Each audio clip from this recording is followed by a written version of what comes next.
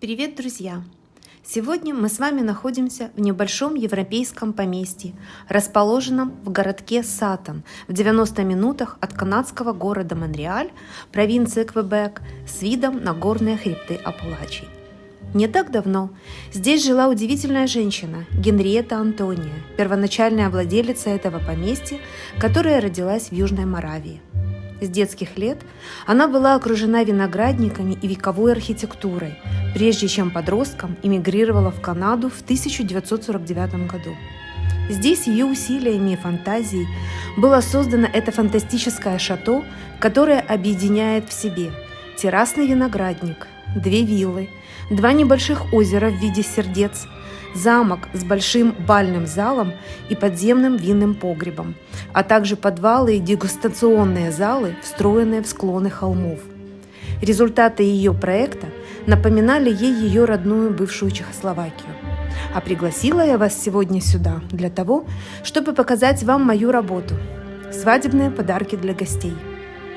Сегодня я нахожусь в числе приглашенных на церемонии венчания моей племянницы, для гостей которой я сделала свадебные подарки – 3-цветные и 2-цветные пионы. В этом видео я покажу вам весь процесс их создания и мою работу.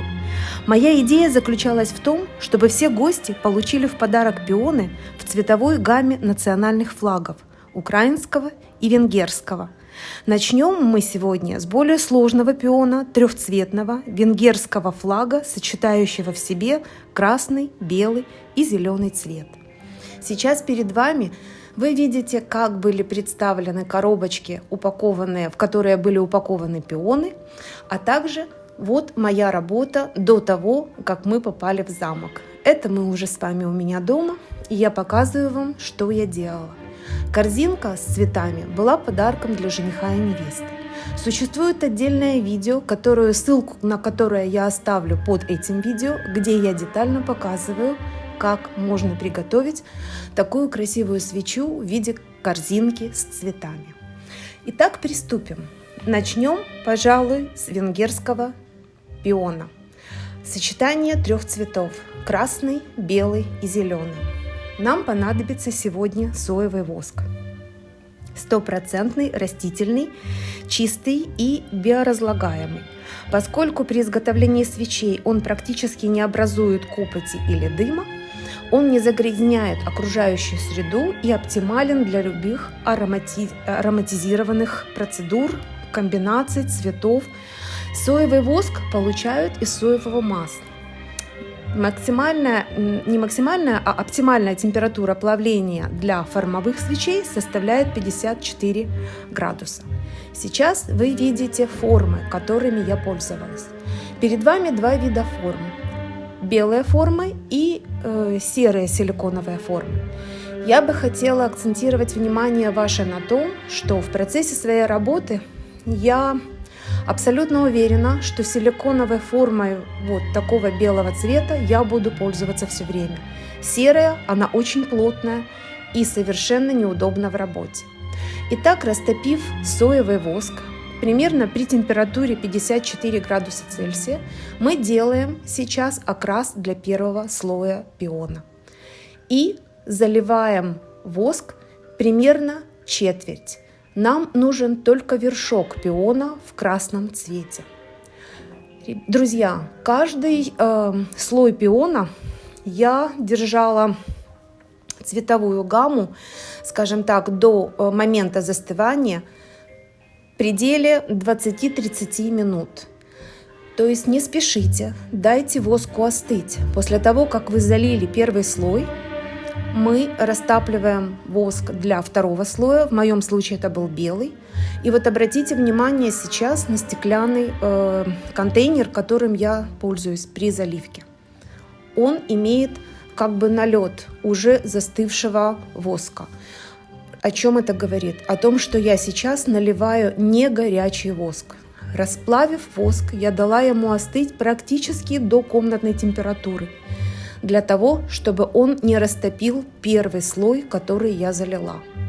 Обязательно рекомендую закрепить ваши фитиля палочками или что у вас есть под рукой, чтобы наши фитиля стояли ровно и, скажем так, не двигаясь, чтобы можно было иметь хорошее горение в свече, когда она будет зажжена и фитиль стоит ровненько. Сейчас вы видите, я заливаю третий слой, это зеленый слой, и мы получим пион трехцветный. Опять же, напоминаю, каждый процесс заливки у меня где-то свеча остывала до 30 минут. Однако после последней заливки, то есть когда я залила третий слой, я дала свече остыть примерно до утра. То есть это где-то 8 часов. Я не трогала свечи, чтобы убедиться, что мой воск застыл окончательно и будет очень легко вытащить пион из формы. Опять же, рекомендую пользоваться белыми формами, которые вы видели. Я покупаю их на сайте AliExpress. Недорого и, скажем так, очень быстро и удобно в работе. Сейчас перед вами второй вид пиона, который мы зальем. Однако вы у меня уже спецы, потому что вы видели, как я залила первый вид трехцветный. Тактика та же самая. Берем воск, растапливаем до температуры 54 градуса Цельсия, окрашиваем в данном случае в голубой цвет, потому что цвет моего флага голубой и желтый, и верх пиона должен быть голубым, олицетворяющим небо. Итак, вы видите, что когда первый слой застывает, я окрашиваю второй, желтый цвет, даю остыть воску примерно до комнатной температуры и заливаю второй слой. Практически все. У нас пион готов. Все, что нам остается, это достать его аккуратно из формы. И опять же говорю, формы серые, которые вы сейчас видите, очень неудобно в работе, ломаются лепестки. Белые формы очень удобный, мягкая силиконовая форма, мягкий силикон позволяет вам беспрепятственно вытащить пион, не сломав его лепесточки. Вот, в принципе, и все, друзья. Как я сказала, под видео этим я оставлю ссылку на то видео, в котором я делала корзинку, и вы сможете сделать для себя любую цветовую гамму. Вы теперь знаете, как сделать цветовую гамму 2 цвета, 3 цвета.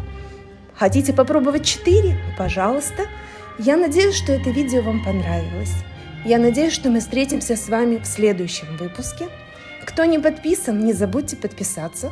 Кому понравилось это видео, надеюсь на ваш лайк. До встречи, друзья!